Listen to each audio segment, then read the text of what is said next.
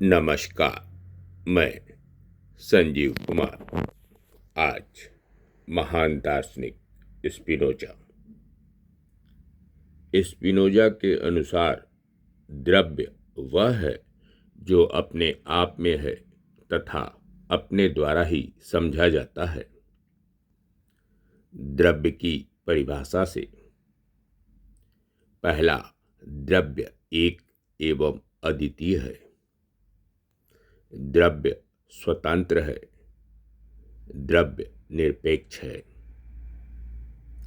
Spinoza के अनुसार यदि एक से अधिक द्रव्यों की सत्ता स्वीकार किया जाए तो फिर वे एक दूसरे को सीमित कर देंगी और उनमें परस्पर निर्भरता का भाव आ जाएगा।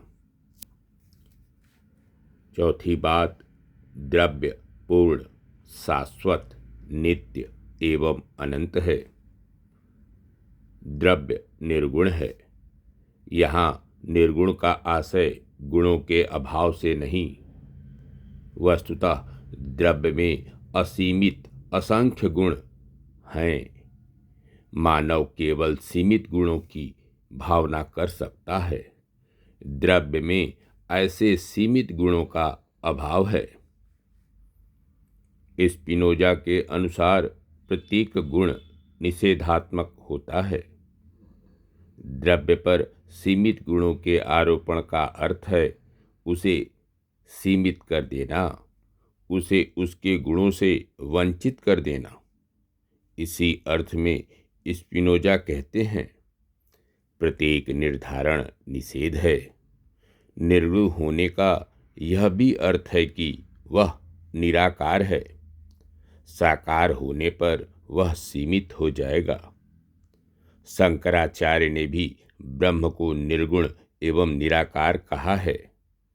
स्पिनोजा ऐसे निर्गुण व निराकार सत्ता को शून्य से बचाने के लिए ईश्वर की संज्ञा देते हैं।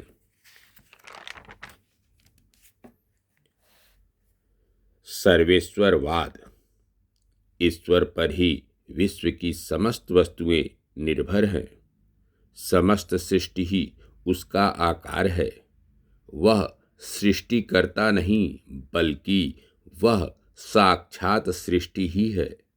जिस प्रकार वर्ग, वृत्त, त्रिभुज आदि का आधार दिक् अर्थात दिशा है, उसी प्रकार विश्व की समस्त वस्तुओं का आधार ईश्वर है। स्पिनोजा स्पष्ट रूप से कहते हैं कि ईश्वर ही विश्व है और विश्व ही ईश्वर है। ईश्वर और विश्व में तदात्म संबंध है। इसे ही सर्वेश्वरवाद कहते हैं। यहाँ ईश्वर और जगत के मध्य तार्किक, अनिवार्य एवं अकालिक संबंध माना जाता है। अन्य दर्शनों के विपरीत स्पिनोजा के अनुसार जगत में कोई प्रयोजन नहीं है। जगत तो ईश्वर की अनिवार्य अभिव्यक्ति है। प्रकृति ईश्वर से तर्कतः एवं अनिवार्यतः निगमित होती है। स्पिनोजा ने ईश्वर को 3 रूपों में वर्णित किया है, विश्वरूप, विश्वात्म रूप और पर रूप में। जब ईश्वर को पर्यायों की दृष्टि से देखा जाता है तो वह विश्व रूप में दिखाई देता है। यह ईश्वर ही प्रकृति है। यह इंद्रिय प्रत्यक्ष का स्तर है। जब ईश्वर को गुणों की दृष्टि से देखा जाता है तो विश्वात्म रूप में दिखाई देता है।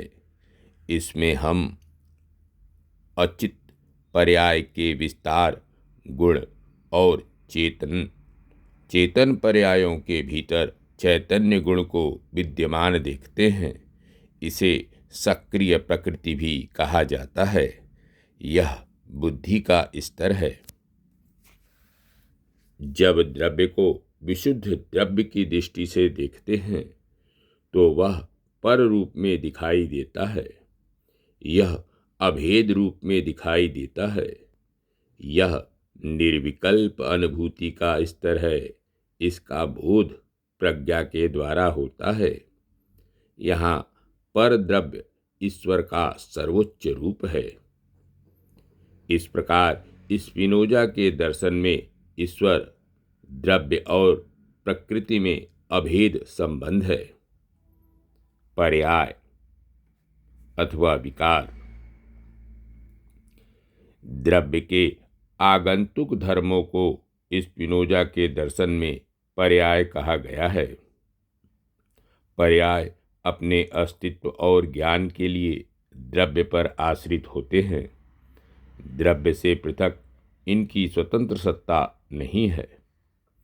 द्रव्य के चेतन गुण के पर्याय हैं बुद्धि और संकल्प, और अचेतन गुण के पर्याय हैं गति व विस्तार। स्पिनोजा के दर्शन में द्रव्य और गुण के साथ साथ पर्याय को भी स्वीकार कर एकता में विविधता की व्याख्या का अच्छा प्रयास किया गया है। गुण। स्पिनोजा के अनुसार गुण वह है जिसे बुद्धि द्रव्य का सार समझती है। इस परिभाषा पर मतभेद है। हीगल और अर्डमान बुद्धि समझती है पर बल देते हैं, और कूनो फिशर एवं फ्रैंक थिली द्रव्य का सार पर बल देते हैं। मतभेद का आशय यह है कि क्या गुण द्रव्य के वास्तविक गुण हैं, या वे ऐसे गुण हैं जिन्हें बुद्धि समझती है। हीगल और अर्डमान की परिभाषा स्वीकार करने पर द्रव्य के गुण आत्मनिष्ठ हो जाएंगे। अतः कूनो फिशर एवं फ्रैंक थिली की वस्तुवादी व्याख्या अधिक संगत माना जा सकता है। स्पिनोजा के अनुसार ईश्वर द्रव्य है और चैतन्य तथा विस्तार उसके गुण हैं।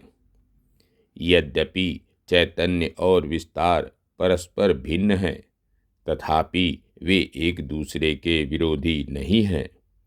इनके मध्य न तो कारण कार्य संबंध है और न ही एक दूसरे पर क्रिया प्रतिक्रिया करते हैं। वस्तुतः ये दोनों एक ही द्रव्य के दो समानांतर गुण हैं।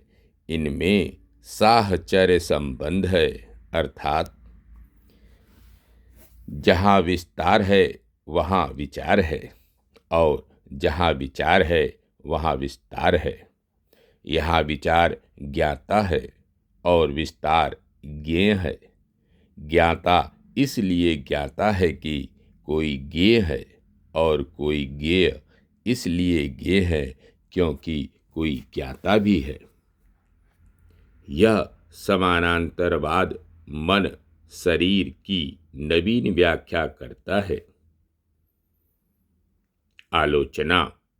हेगल ने स्पिनोजा के दर्शन को सिंह की माद कहा है।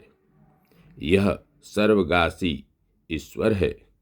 इसमें मनुष्य की स्वतंत्रता भी खंडित हो जाती है, क्योंकि स्पिनोजा संकल्प स्वातंत्र्य को पूर्णतया अस्वीकार करते हैं।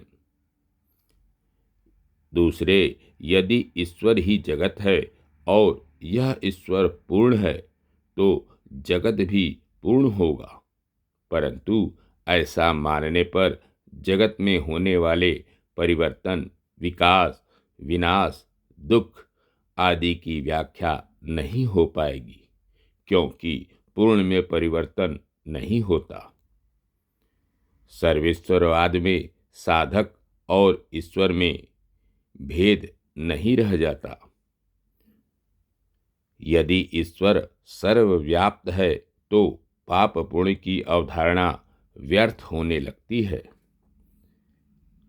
अंत में यदि हम ईश्वर के मात्र दो गुणों को ही जान सकते हैं तो फिर उसमें अनंत गुणों की बात करना युक्ति संगत नहीं है। धन्यवाद। नमस्कार। मैं संजीव कुमार।